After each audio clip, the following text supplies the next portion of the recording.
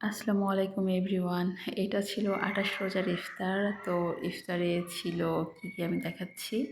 এখানে ছিল দই চিড়া, সাথে একটু খেজুর, তারপরে ছিল পেঁয়াজু, ডিমের চপ, আলুর চপ, বেগুনি, ছোলা ভুনা, খেজুর, টমেটো, আনারস।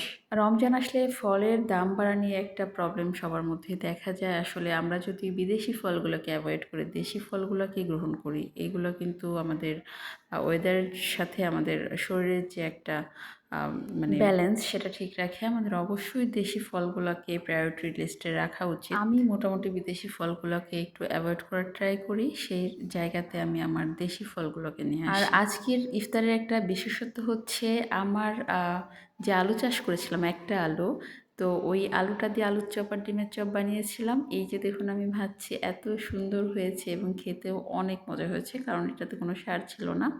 আর বানিয়েছিলাম ডিমের চপ। তো যেহেতু দুজন ইফতার করব, সব কিছু একটু পরিমিত পরিমাণে করার ট্রাই করেছি।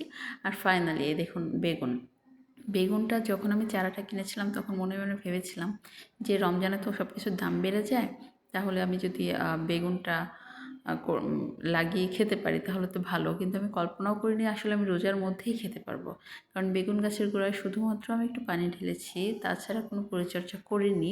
আর ওই জায়গায় যে সবজি লাগিয়ে আমি খেতে পারবো, এটাও আনবিলিভেবল।